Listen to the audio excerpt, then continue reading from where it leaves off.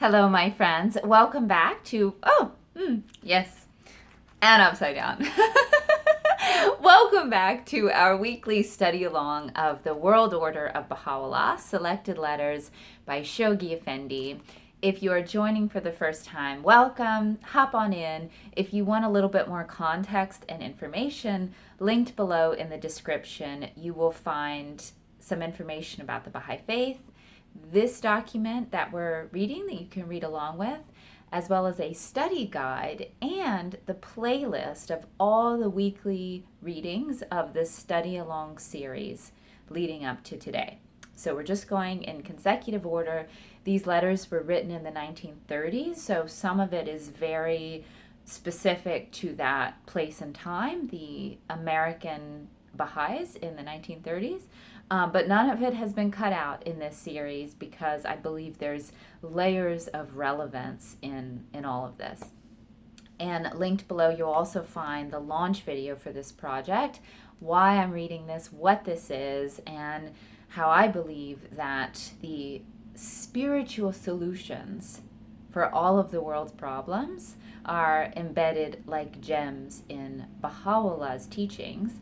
And in this series of letters, Shoghi Effendi is helping to articulate and make relevant to contemporary circumstances the unfoldment of Baha'u'llah's teachings in a practical way. That's in my own words. All right, my friends, so welcome, hop on in. Please also remember to subscribe to this channel if you haven't already. And if you end up liking this video, hit that button. It'll just help more people find this content. So jumping into paragraph 23 of the letter America and the Most Great Peace.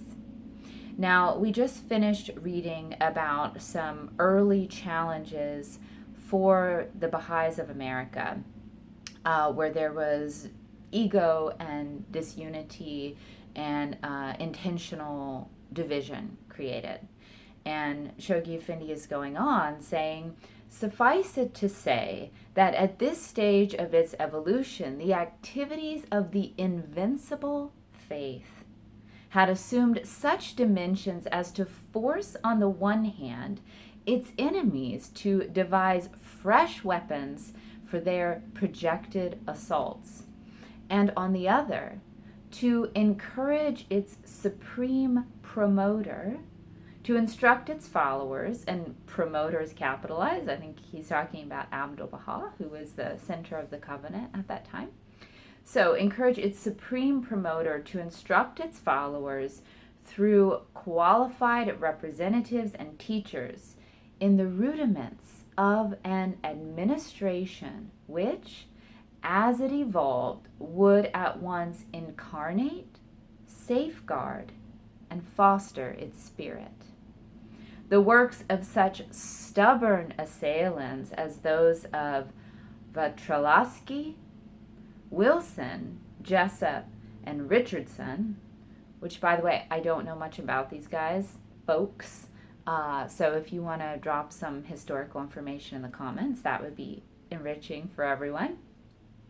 So the assailants of these four individuals in particular vie with one another in their futile attempts to stain its purity, to arrest its march, and to compel its surrender. Once again, this beautiful language of Shoghi Effendi: stain its purity, arrest its march, and compel its surrender to the charges of nihilism, nihilism, heresy, of Muhammadan Gnosticism, of immorality, of occultism, and communism, so freely leveled against them. The undismayed victims of such outrageous denunciations, acting under the instructions of Abdu'l-Baha, retorted by initiating a series of activities which by their very nature were to be the precursors of permanent, officially recognized administrative institutions. So that was some very interesting and important information, and I sort of stumbled over it. So please allow me to go back a little bit. So there are these futile attempts to crush and disunify the Baha'i community. And there are these false charges made against the faith. Nihilism, heresy, Muhammadan Gnosticism, immorality, occultism, and communism. False accusations towards the early American Baha'i community. False accusations, right? So interesting. And then the response from the believers, the victims of these false accusations and assaults, was not to fight or contend or whatever, but it was acting under the instructions of Abdu'l-Baha to initiating a series of activities which were the precursors of permanent and officially recognized administrative institutions. So instead of a lot of like arguing and getting ensnared in refuting these false accusations and stuff, I mean, there might have been some of that, but there wasn't an ensnarement. There was instead this energy behind initiating activities that would become the permanent basis of the organization of the faith, of the administration, and making it official. That's in my own words. Maybe you have a slightly different understanding, but that's what I'm reading, and I think that's super cool and a super good reminder for us today. Always like when we're under some sort of attack, especially if it's false, rather than start slinging mud, be like, what's something constructive for the long term that I can do and put my energy into to like safeguard against future attacks. The inauguration of Chicago's first House of Spirituality, designated by Abdu'l-Baha as the city's House of Justice. The establishment of the Baha'i Publishing Society, so these are some of the permanent strides that were made, right? The founding of the Green Acre Fellowship, the publication of the Star of the West, the holding of the first Baha'i National Convention, synchronizing with the transference of the sacred remains of the Bab to its final resting place on Mount Carmel, the incorporation of the Baha'i Temple unity, and the formation of the executive committee of the Mashr al-Askar. Mashr al-Askar is a holy house, a holy shrine. These stand out as the most conspicuous accomplishments of the American believers, which have immortalized the memory of the most turbulent period of their history. The most turbulent period of their history, up until this date anyway.